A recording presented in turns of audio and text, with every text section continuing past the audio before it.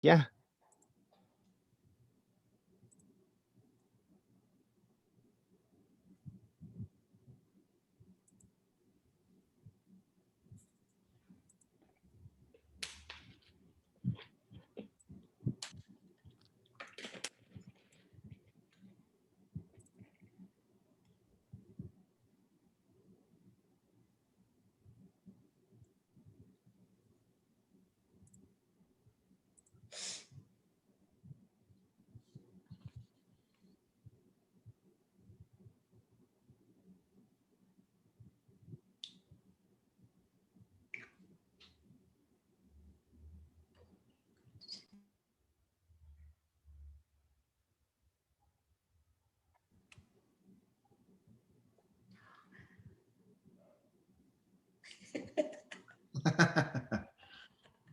It's like being in an elevator with people.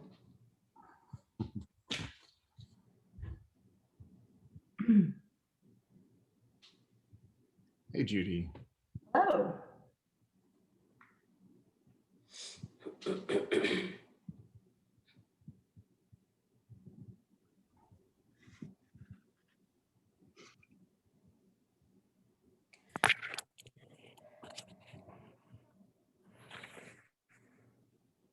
All right, ladies and gentlemen, this is Alberto Morales. I am the president of the Media Alliance of Houston here today. We appreciate you all taking time to join us and tune it in to our webinar, Pivoting for Success in a Pandemic. Our VP of Program, Judy Lakin, has a wonderful presentation today, along with Thomas Goggins, our board member at large, who has put together a great list of panelists. And so he's going to have a great conversation today on how to pivot for success in a pandemic. First of all, I'd like to thank all of our corporate members here.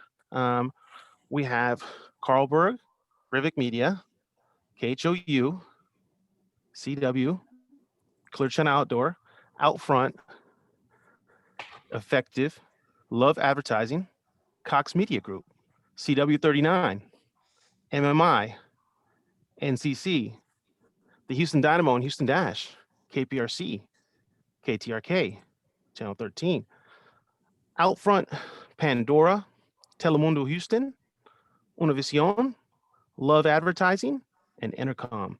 Once again, thank you all to our corporate members. You guys make this happen for us to get speakers to participate in our Houston Media Alliance of Houston webinar and luncheon. Normally we do these in person, but we've moved to bring in people together, especially our community of media people via Zoom. And so we thank you for allocating this hour to tune in. With that note, I will hand it over to our VP of Program, Judy Lakin. Thank you, Alberto. Good afternoon, everybody. We have a spectacular group of presenters here today to share some exciting news with you. And I'd like to give a shout out to Ashley Rahm and Thomas Goggins for helping assemble this fine group of panelists. So our program today is Pivoting for Success in a Pandemic. And with that, I'm going to turn it over to our moderator, Thomas Goggins. Thomas? Thank you, Judy and Alberto. So today we'll be talking to three leaders in their organizations that were all presented with different challenges and opportunities, just like all of us, due to COVID-19. We will get some sense of how dramatically their businesses changed. Some had painful decisions to make and changes how they operate. Other businesses saw sales soar, and yet the challenges were no easier to face. The pandemic has forced many companies and organizations to redefine success in the short term while realistically trying to forecast an uncertain future. Our goal today is to learn about being innovative, creative, and nimble enough to survive, and in some cases flourish, and for everyone ready to the return to normal. So I'll be asking our guests to first tell us a little bit about their business, how it was affected initially during the shutdown, and then walk us through what changed operationally and how they face the new now. I'll ask them specifically about changes in marketing strategy during this time. Finally, I want to know their take on how they see their specific business and especially their category post-pandemic. If you have questions, please put them in the chat. A board member will monitor the chat, and then at the end of talking to all three panelists, we'll go through those questions. So at first, I'd like to introduce our panelists. So first, we have Matt Glendon, Director of Marketing and Product Management for Mahindra Ag North America, based in Houston. Mahindra Ag North America, a leader in tractor and farm implement industry, is part of the Mahindra Group, a $20 billion federation of companies in over 100 countries. Matt's leadership roles include marketing, communications, product management, pricing, and P&L management, business transformation, market research, and strategic planning. Matt's background includes business consulting at the National Golf Foundation. Matt is an MBA graduate of Florida Atlantic University and earned his bachelor's degree in business finance from Augustana College in Illinois. Next, we have Gwen Watkins, the Chief Marketing Officer for the Houston Symphony. Gwen oversees all marketing and public relations efforts for the Houston Symphony, an arts and nonprofit with a $34 million annual operating budget. She began with the Symphony in early 2019. Prior to joining, she worked in the marketing department of the Museum of Fine Arts, Houston, for over 7 years. As the museum's associate head of marketing and communications, she oversaw all traditional marketing, partnerships, and digital outreach.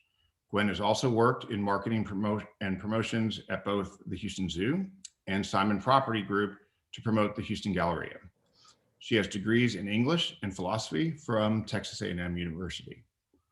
Our final panelist is Trezana Moreno, Vice President of Marketing and Communications for the Houston Zoo. Trezana directs all marketing and communications for the Houston Zoo, a 501c3 organization with 6,000 animals and pre-COVID attendance of over 2 million visitors annually. Prior to joining the zoo, Trezana was the Chief Marketing Officer at the Houston Symphony, a position she held for 2.5 years. Trezana was previously the Senior Vice President of Communications and Chief Marketing Officer for the YMCA of Greater Houston, where she won Marketer of the Year in 2013. Trezana started her career as a news anchor and reporter for several TV stations, including KPRC Channel 2.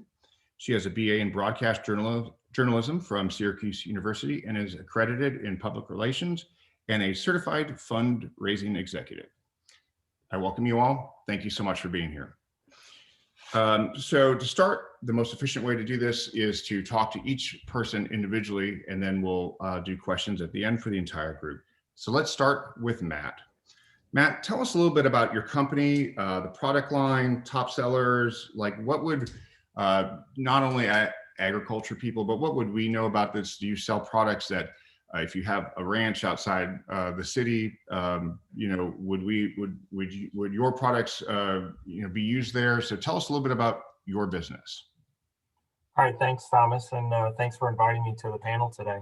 I think among this group, we might be the least known brand among this audience because we don't sell to urban customers. We primarily sell to rural customers in the US and Canada in our business. We've been in the Houston area for over 25 years, but all of our business is through a dealer network. So it's a great business story. We started with one man in a trailer selling tractors door to door because he had heard about the reliability and durability of Mahindra tractors. Fast forward to today, we have over 500 dealers in the US and Canada. We are the #3 brand of tractors in the US, and it's a fast growing business. And so it's definitely an exciting brand to be a part of, to help tell that story. It's also a great global business story. Our company is a large industrial conglomerate based in Mumbai, India. And so to share that business culture between both countries and some of our suppliers, for example, we own Mitsubishi Mahindra tractor company in Japan. So some of our tractors come from Japan as well.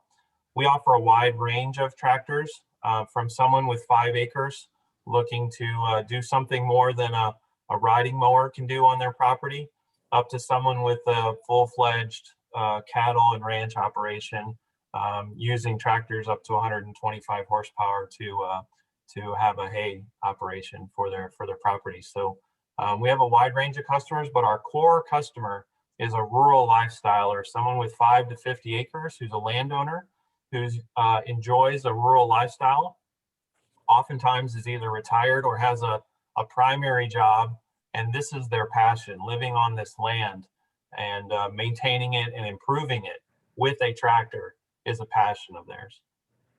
And how was your business like right before the pandemic? Like where were you going? Was business good, steady, going up? Just give us a sense of where you were before everything changed. Yeah, we've been very fortunate riding a wave on two fronts. One is the retirement of baby boomers moving out to the country and wanting to enjoy this rural lifestyle had fueled our growth. The industry had been growing by 8 to 10% per year over the past 4 or 5 years annually. And then in addition to that, as both consumers and dealers found out about the Mahindra brand and the durability of the product, we had actually been growing faster than that. So we've been very fortunate up until COVID. And so when COVID hit, how did that affect like the immediate, before things changed, how did it affect you immediately? Yeah, I think our first thought was the safety of our employees and our dealers to ensure that we could have a safe operation and really could we operate moving forward. We are located in Harris County and there was a stay-at-home order, and so we were completely shut down for a week.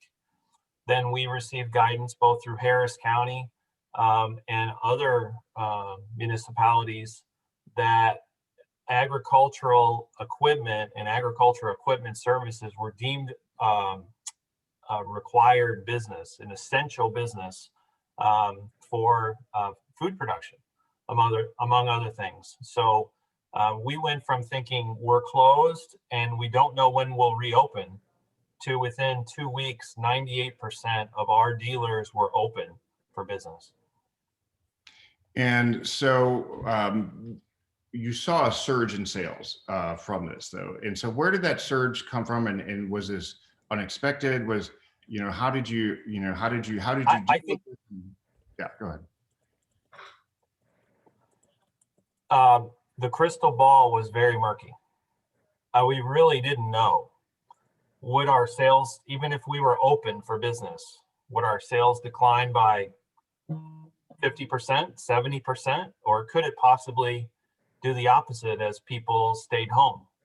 And what we quickly discovered was that we fell into that same home improvement wave that affected the Lowe's and Home Depots and other stores that were also deemed essential businesses. People were at home and wanted to maintain their properties. So we saw among current property owners, we saw a tremendous growth. And then we saw people moving out to the country saying, I'm done with city life. I'd like to enjoy this full time. Maybe it was a property that they had in their family and now they decided to move full time, or they simply sold their property and moved to the country. And it was a trend that was well covered in business publications. So on multiple fronts, we saw a growth engine for us. And what did you have to do internally, or what operationally did you have to change? I mean, and how quickly were you able, how quickly did you realize, and then what could you do to make sure that you were able to supply your dealers with the product they need? Yeah, from a production standpoint, we were fortunate that we had a buffer of stock here in the US, and that we do have some of our supply base in the US as well. Some of our peer companies that we compete against were not so lucky, particularly those with a supply base in China, which saw a very sharp shutdown and made it very difficult to receive materials. So we ran through our inventory.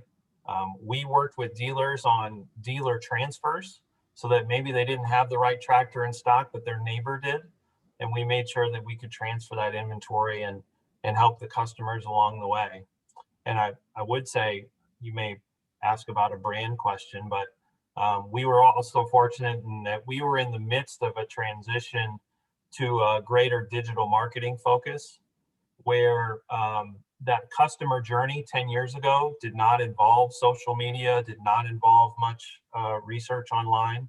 And it was clear that in 2021, it was a critical part of the customer's journey. And so it was we were fortunate that we had already been making that transition. And what everyone has been saying about, we had 5 or 10 years of change in 1 year, I think we absolutely saw that. And virtually every customer that buys a tractor today is looking for information online to make their decision. Is there anything, I mean, obviously COVID has been a terrible thing for, the world in general and all of us in our lives, but what have you learned, or what has this made you better at as a business, or as a, marketing your business? I mean, what lessons will you take forward and say, this was, it was good that we learned this lesson, we'll be better for it? Yeah, I think there's a business lesson in terms of being flexible, right? You couldn't have anticipated what was going to happen in the market. Make sure that your business is flexible to absorb bumps in the road, either positive or negative. So the quote unquote good problem of growth is still a problem. And so you have to make sure that you are prepared for that. But I don't think that's the real answer. I think the real answer is that the most important part of business is people, and making sure that we take care of people. Our business actually has a philosophy that we call RISE, which is to help local communities to grow and thrive. You see that it's very obvious in rural India, where we serve Indian farmers for tractors. I think it's very important that our business continues to make sure that not only are we caring about the business results, but we care about the communities we serve and our employees. Okay, that's great. Thank you so much. So Matt, hang on. We're going to talk to Gwen and then Trezana, and then we'll have some questions. But I appreciate your input there. So next, let's talk to Gwen Watkins with the Houston Symphony. So Gwen, I mean, obviously I work with you, so I know so much about the Symphony, but I don't think people really understand in general the scope of the Houston Symphony. Let's talk pre-pandemic, the amount of concerts, the amount of people you touch. You're a full-time orchestra in North America, and there's only like 15 full-time orchestras in all of North America. And so tell us a little bit about, like, pre-pandemic, what's a typical year? What is the Houston Symphony to Houston? Yeah, so I think a lot of people definitely don't understand that. It's true. We are a really large and productive symphony, one of the oldest, if not the oldest, performing arts organization in the city. We have 88 full-time professional musicians who are among the best in their fields. As you noted, Thomas, there aren't that many symphonies of our caliber in the country. And our official concert season runs roughly Labor Day to Memorial Day. So within that time, we do 27 concert weekends. Each weekend entails 3 repeat performances of that weekend's program. Then during the off weeks in summer, we're filling all our time with school performances, community performances like Miller Outdoor Theater, special summer series, and so on. So in an average year, we're doing about 170 performances and serving more than 200,000 Houstonians. So when the mayor canceled rodeo, that's, I think, when we finally kind of got real for everybody, especially in the arts and entertainment business. What did you think at the time? Because they canceled rodeo and they were shutting down the city for 2 weeks. What was your planning? How did you all go about, looking forward at that point? Yeah, so I remember, it's kind of like one of those moments everyone remembers. We were sitting in a senior management meeting, small conference room, no mask, no distancing, all watching this news feed on our phone about them announcing the rodeo cancellation. And I think that kind of looming dread was there. But once we heard that announcement, that is when it really got real, like you said. So we had a performance that week, which in hindsight, it's kind of hilarious that we thought we were going to do it, because it was a full chorus and all these singers and hundreds of people packed on stage. So obviously would not be workable. So we canceled the first 2 weeks, and then I think at that point, all of us were still in the mindset that it would be like maybe a month, maybe 2 month kind of impact. So, yeah. Okay. Well, as reality finally set in, as it did for all of us, that this wasn't just a temporary, a thing for 2 weeks, 4 weeks, whatever. Like, what concerns did you have? I mean, now concerts in person were off the table. How do you stay relevant? Obviously there's financial concerns and all that as an organization like this, but I don't think back then you could see where we would be now, but how did you all handle the short term and figure how to move forward? Yeah, so March through May were like mayhem for our department because even though we were not performing, we were dealing with communicating with all of our subscribers and all our ticket buyers, making sure they understood their options with these tickets for canceled performances. And then there was trying to figure out, because we're promoting concerts in our organization that are months out.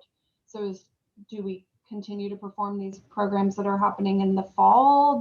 Or summer? And so doing that work, and then also becoming basically like a video content production group, all from our homes, which none of us typically work from home, with all this technology, kind of remote collaboration technology that none of us had ever used. And as I mentioned, we have 88 full-time professional musicians who were also at home. And so they were super eager to continue to express themselves and be in front of audiences. So they were calling us with ideas all the time. So we pushed out a ton of free content, with the musicians producing things at home, which I'm sure many of you saw from similar organizations all over. But in our leadership meetings, we pretty quickly, like within a few weeks, as it sort of set in, we agreed that we didn't want to just give everything away for free, because our musicians are professional musicians and there's such a high artistic quality. We wanted to get back to some kind of performance, and also knowing that it's relevancy, but that there's concert going habits that we needed to perpetuate with our audience. So buying a ticket, attending at a certain time, enjoying the more produced aspect of what we do. So we wanted to maintain that. So we actually began doing weekly ticketed live stream performances in early May. So much earlier than most people got there, charging $10 per ticket. And it wasn't a huge revenue stream, but it was a way to just continue to put that value on what we do. And then in July, we returned to stage, and that's when we started doing the weekly live streams from Jones Hall.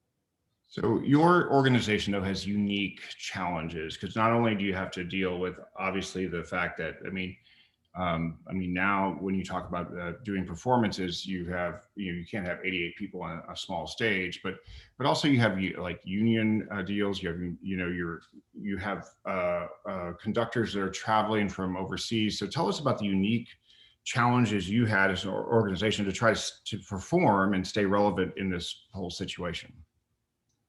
Yeah, so we do have a unionized orchestra, and with any union, there's the whole kind of rule book. And of course, none of this pandemic situation is outlined in the rule book. So we really had to have a lot of conversations talking with them about how to apply what we do in normal times to this new kind of virtual environment. And we're just really fortunate here. It's not the case with all union relationships in performing arts, but here in Houston, we have an amazing relationship between the administration and the musicians. And so on a local level, our musicians were very eager to be helpful and responsive and dynamic and just pivot to whatever was needed in this environment. So we were able to do that work really quickly. And we're also, I think it's important to note, as so many of our peer organizations in Houston aren't performing, that the orchestra art form is uniquely fortunate because we can reduce the number of people on stage. Our unions are being really helpful. We don't have expensive set design and costumes and things like that make the cost so high to put on a show. So we're able to do our art form in this environment in a way that others may not be able to.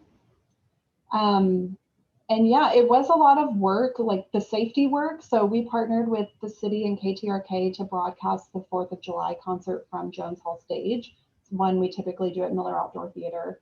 And there was so much logistical legwork that went into planning how to return our musicians to stage safely.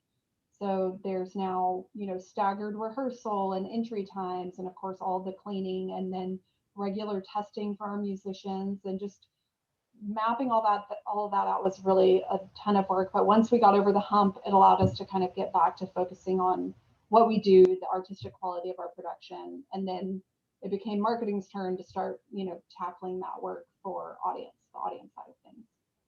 And I didn't ask you this previously, so this is kind of like just kind of off the cuff, but can you just tell, like, you've separated your musicians because you obviously can't have 88 musicians on stage. So how have you, like, did you make like several orchestra sets, or how do you do it? So in case one person tests positive in a set, how do you have a backup? Because I know the big thing for you all was you wanted to start performances and you wanted to make sure that you never had to cancel a performance and shut down, because then that would like, it would be ominous to do that. So tell us how you handle that. Yeah, so we have each piece by a composer has very specific instrumentation. And so we know exactly the parts that are needed. And so each week we're testing everybody in those parts, but also backups. So because we have 88 people, and like you mentioned, I think the max we're able to get on stage right now is 35. So we have plenty of musicians that can fill those backup roles as needed. So they're all getting tested. They're all practicing. They're ready to go. We've been super fortunate. We've been testing all of our stagehands, musicians, and backstage staff since June. And our test positivity rate is like 0.001 or something really low. And we feel good about all the safety protocols we've had in place. So we actually, I don't even think have had to go there, but we continue to plan with that kind of contingency plan in place. Okay. So when you went from the, obviously doing performances to the shutdown, you went to the living room series, which then moved into live from Jones Hall, streaming. There's not a lot of revenue with that, as you mentioned. So how did you pivot your marketing? You suddenly, you have an organization, there's been a huge hit to the financial line, and how did you leverage partnerships, or what did you do for marketing going forward? Because you still need to let people know that this is happening online, and then obviously bringing people back to Jones Hall. So how did that work? Yeah, so it's actually, I was a little bit of a skeptic about live streaming, but I've been pleasantly surprised at how many people are willing to pay for it and have continued to do so. The weekly sales have been really consistent even now into this year. And we did raise our prices to $20 per week once we got back onto stage. But of course, that doesn't compare, a $20 ticket doesn't compare. The normal average single ticket price is more like $60 or $70. So the revenue is greatly diminished. Our advertising budgets, until that kind of point where we were able to bring some small audiences back, which was more like October, were close to zero. I mean, we were investing some money in digital with, low cost, but just focusing on our core audience. And then once we were able to start bringing audience back, we brought back some more traditional advertising, but still keeping the expenses super low. So, with that, we've had some really tough times. Like in the summer, we had layoffs, we had pay cuts. And on the media side, I was having to have some of these really difficult conversations with partners of ours, media partners that had been with the organization for like over a decade, and it wasn't, severing those partnerships was certainly not something we wanted to do, but we knew that it would be at least a year, maybe longer, before we could even pay, commit to any kind of advertising in a meaningful way. So we wanted to just be upfront about our situation. And despite those hard conversations, I was so surprised and so grateful for how supportive our media partners have been. For example, KTRK, they did the broadcast of the 4th of July concert, and then also they've been giving us PSAs to promote the live stream, thinking of us all the time for news. iHeartMedia, similarly with radio, thinking of what platforms they have where we can get extra exposure. And one of our really longtime media partners, Houston Public Media, increased in normal times, we broadcast one archived recording performance every Sunday evening there.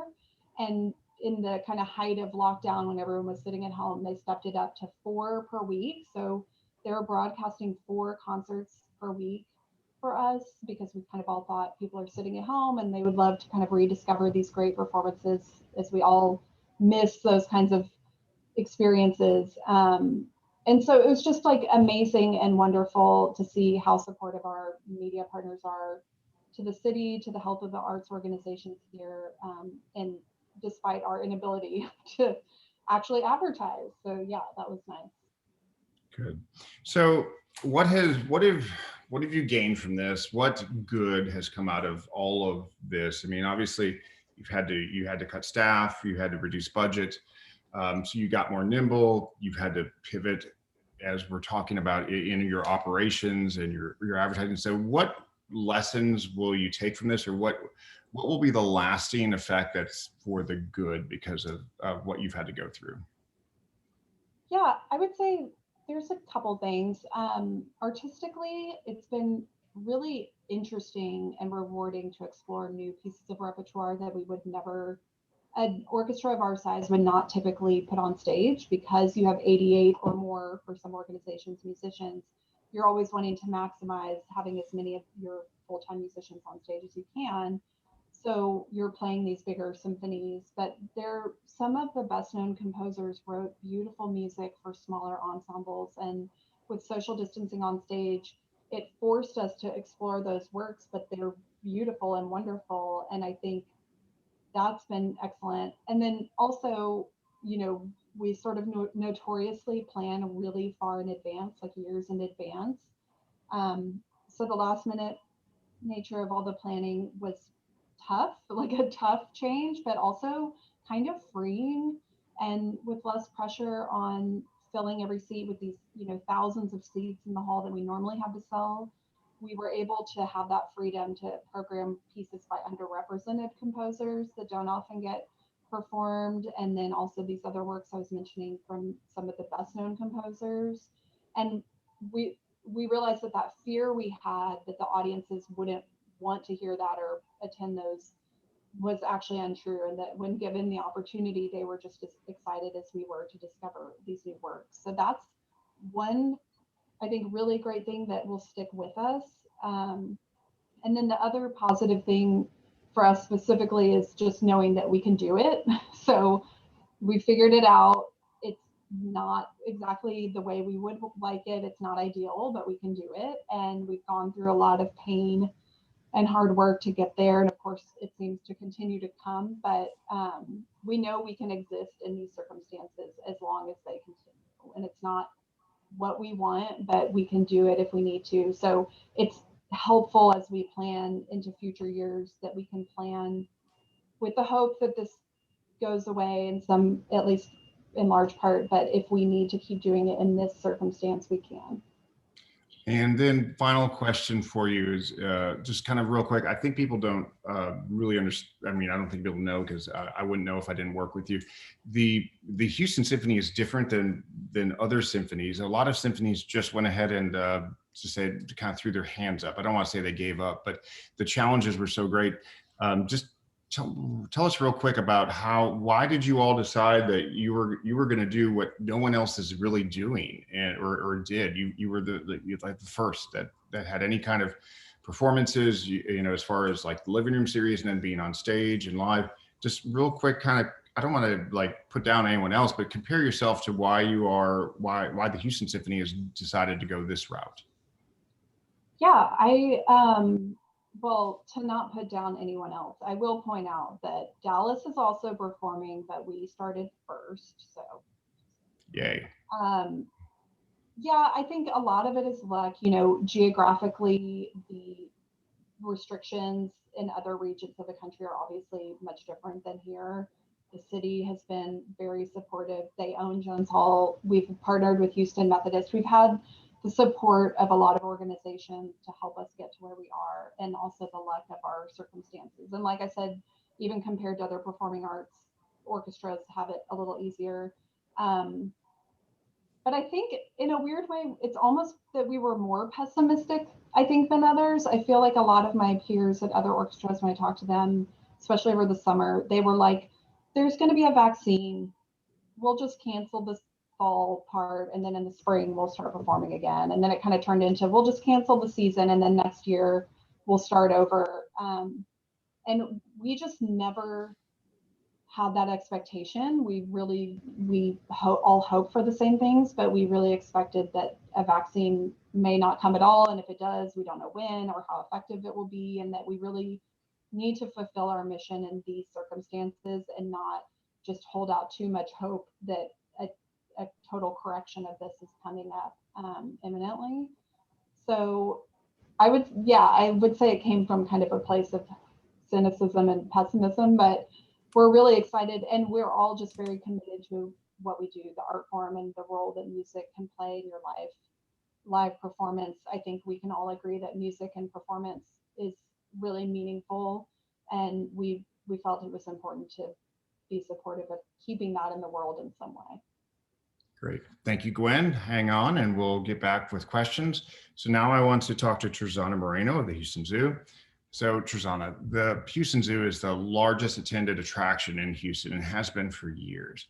And you've been capitalizing on that. And you were adding nighttime events and things for adults to do. Where was the zoo going, and what was happening with the zoo prior to COVID-19?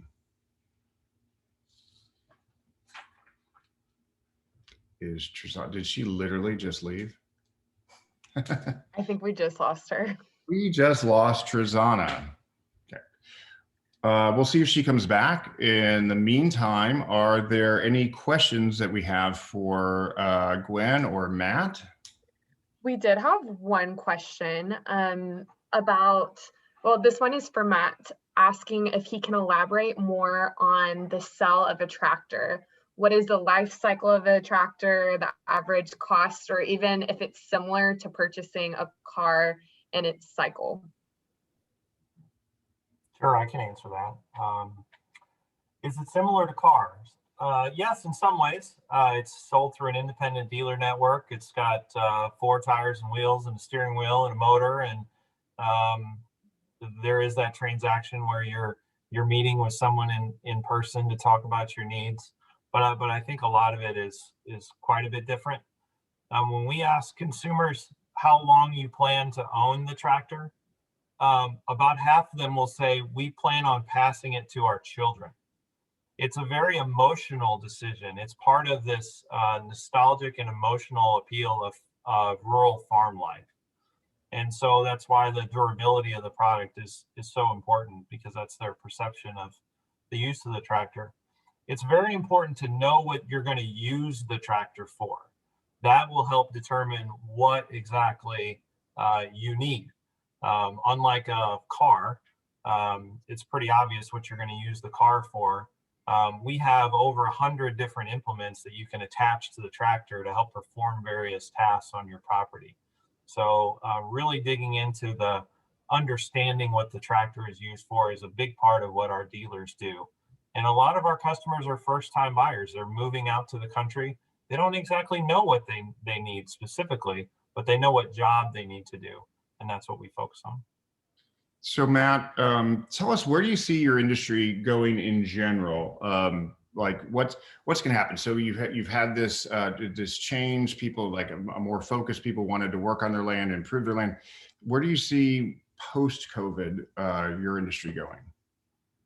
Yeah, also murky in terms of the crystal ball. I think in the short term, we see the trend of people moving out to the country, more work from home, more broadband in rural communities, allowing for people to live a rural lifestyle and still be connected into their day-to-day roles. So I really do see that continuing. In the long term, do we see people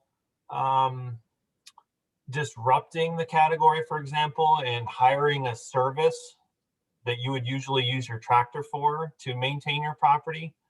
I don't see any signs of that today. It's certainly possible in the future. You can imagine all the different rural or urban task-oriented apps that you can use, like a TaskRabbit, for example. But there's no TaskRabbit for tractor work today for these property owners. Could it happen someday in the future? It could, but right now, the customers we see and the prospects we see are looking to start that tractor engine, unplug from their daily lives, and maintain their properties. And Gwen, turning to you real quick, like performing arts, obviously we all want to get back to like full capacity and see everything from the symphony, the opera, ballet, musicals, everything going forward, back in the hall.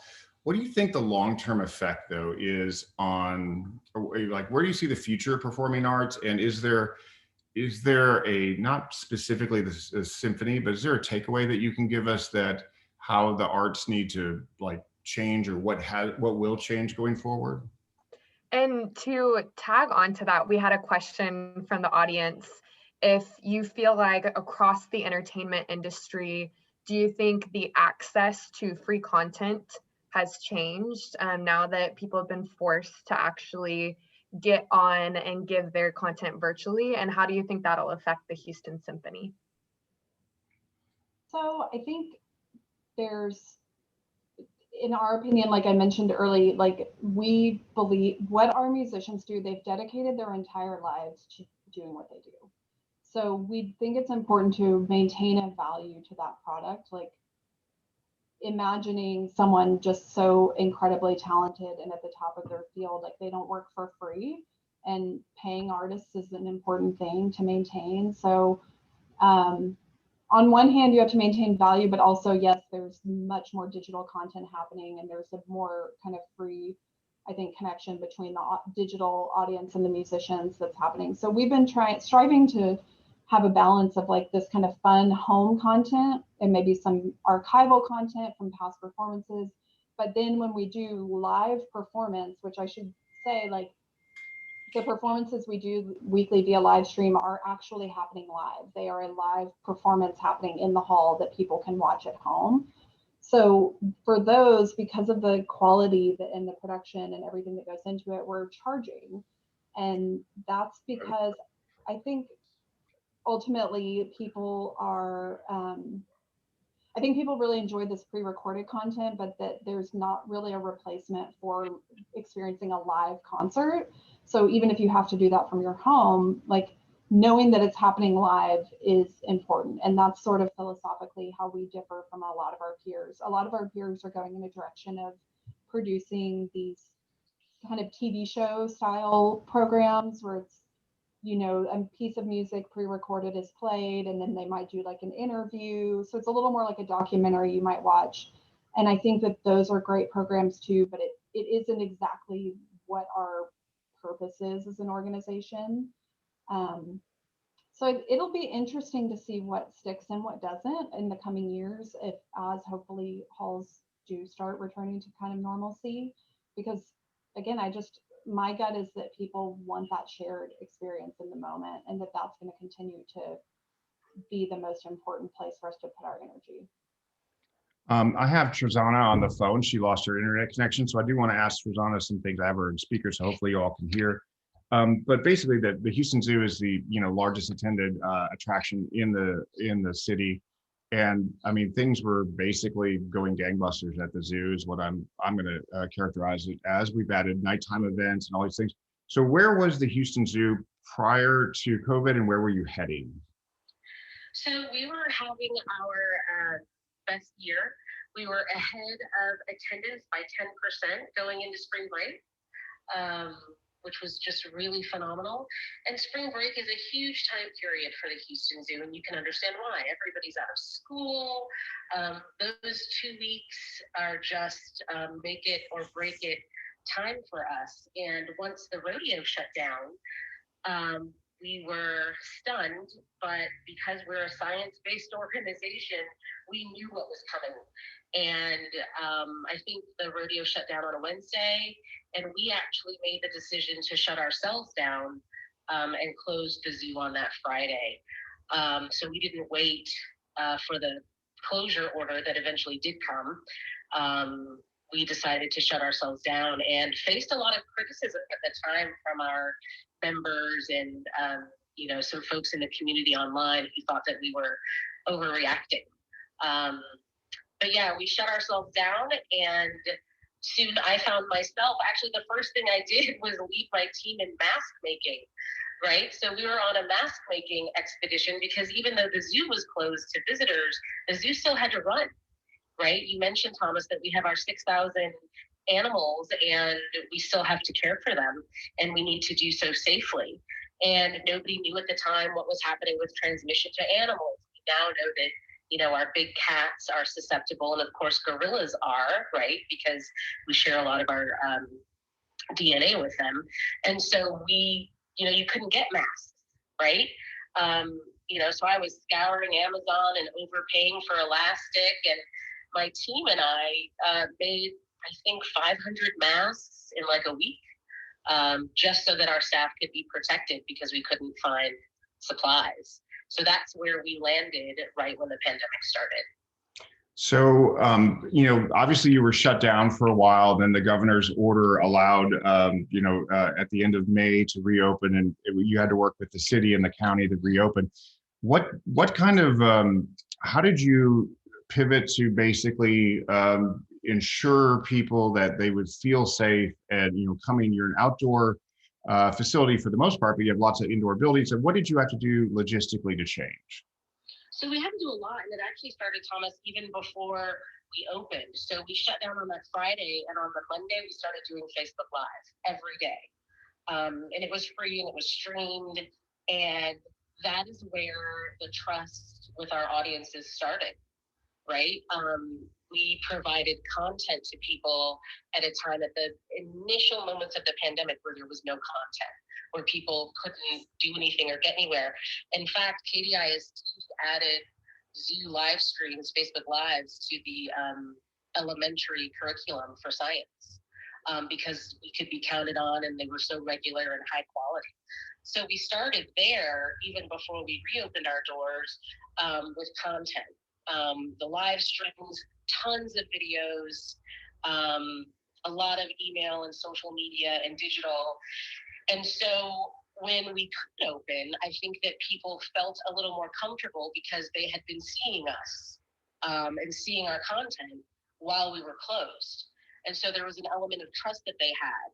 But we had to switch all of our marketing, right? So our commercials turned into we're ready commercials, and it showed us cleaning and showed us in masks and showed us making sure that the zoo was sanitized visibly so that people could feel comfortable coming back to the zoo. So all of our advertising had to change. We're actually even going back further than that, right? When the rodeo shut down, we pulled our advertising, even though we did stay open for the next 2 days, because we thought it was just awkward and inappropriate. So when we did all that reopening marketing, we really had to strike the balance between, hey, come, it's going to be safe, but we still want you to come. And we didn't reopen our buildings at first. So we had people complain that they couldn't go inside to our buildings. We required masks. We're within Harris County, so masks are required. And that was really hard for a lot of people who didn't want to wear them, still don't want to wear them, honestly. And so we had to change a lot. We did social distance markers, signage. Once we did open our buildings, we clicked people in, right? So we only allowed a certain number of people in our buildings at a time. Still like that. So we had to make a lot of logistical changes on site to our operation, as well as changes to our marketing. So in the midst of this, the zoo was opening the Pontonal, which is a major new exhibit. And so that was delayed in part because, you can't have your full attendance at the zoo, but you all decided to open it. So tell us what went into the decision-making? Why did you decide to open? And, and what were your results? What do you think about that? Was it successful? So before I unceremoniously lost my internet, I hope you saw the picture that it was up there. That was Tesoro, our jaguar, who is a key part of our Pontonal exhibit. We decided to go ahead and open it because we were open, right? We didn't want to delay, and there are a lot of reasons. We wanted to give people something. I know that sounds funny, but we wanted to give people something new and exciting to focus on, and we thought that we could still do it safely. The Pontonal exhibit is part of our overall master plan. We're currently constructing the Galapagos exhibit that's going to open in the next year and a half. It was very difficult though, because traditionally when we have openings, we have a big event and a press conference, and everybody comes and the mayor comes, and it's just a big deal. We had to work with the media to do staggered, because members of the news media weren't coming to gaggles, right? They weren't coming to press conferences, and so we had to use staggered times for media interviews and get a lot of B-roll that we sent out. And what was great for us, because I have such a wonderful public relations executive that I work with, Jackie Wallace, we were still on the front page of the Chronicle when the Poncinal opened, and we got coverage from every network. And so, we had to shift how we did things, but we were still able to be successful with that opening. I was telling Thomas, you guys, just before we got on this call, that we remember when I said at the beginning, we were trending 10% ahead right before the pandemic started. So right now we're 14% behind last year for attendance, but we are ahead in revenue. And so we're ahead year over year in revenue, and it's because of the shift to online ticket sales only, right? So you can't buy tickets at the door anymore. You can only buy tickets online. And so a lot of our online sales have helped us really focus on pricing, ticketing, revenue generation, and all of that kind of communication that goes with. I mean, think about it. Only 20% of our ticket sales were online before the pandemic, not counting zoo lights. So just general admission ticket sales, only 20% were online. Now they're 100% online. So that was a huge shift for us, just trying to get the message out that you need to buy your tickets in advance because we have timed ticketing. It's been a huge shift. So besides the online ticketing, which I know is a huge thing, which we talked about for years, many years. What's the lasting effects on COVID for the zoo? I mean, like your private parties, concerts, events, because you were very much, in addition to having animals and saving, animals in the wild and all the conservation, you were a place that was very event driven. So how is that changing going forward? Well, one thing I should say, I didn't get to do my spiel about the zoo, but I do want to say that the mission of the zoo is to connect communities to animals to save wildlife. And we do that by people coming in and seeing animals in the zoo, and hopefully they can develop a connection and have an experience. And a lot of people's admission ticket sales go towards us saving animals in the wild. So we have conservation partners, 33 conservation partners in 33 countries, 16 partners. So we do a lot of work around the globe to save animals, and as well as here in Texas. So as far as how COVID has changed us, we were really event driven, which I actually didn't love, to be honest. A lot of our old marketing was very event focused, right? Like we would come up with a thing to get you to come to the zoo.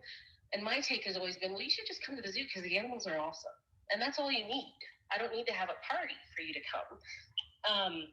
But we have really eliminated everything, right? So Feast with the Beast, which was a great event, actually, gone. All of our After Dark series, no longer happening. Special events at the zoo, birthday parties, all of that revenue and those events are gone. And we're doing a very systematic evaluation of those programs and those events and deciding whether we bring them back, whether they really tie into our mission. Zoo Lights is really the only event that we did this year. And I should make sure everybody knows, we are operating under capacity limits, right? So we are limiting the number of people that can come, as far as the guidelines from the governor and from the county.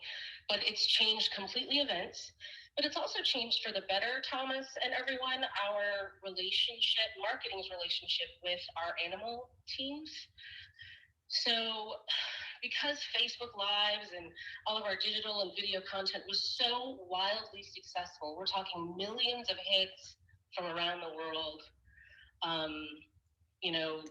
a ridiculous uptick in donations. Our fundraising department beat their goal this year. We've developed a stronger trust with our animal teams. There used to be this kind of push and pull of conflict of, is marketing and communications going to represent the animals in a silly, fluffy way that gets people to laugh? Are we going to present scientific information that helps people learn? Are we going to represent what the animal teams are doing accurately? There were trust issues, and all of that is gone. All of that is gone now because they've seen really the positive impact of all of the content. And so we're in a much better place from a content generation standpoint than we ever were before. Great. Thank you, Trezana. So we have just a couple minutes left. Amanda, any other questions from the group? Yes, we have, let's see. We have one question for Trezana. It's great that the zoo found creative ways to cope with coronavirus lockdowns once social distancing protocols are no longer needed and the industry has rebounded.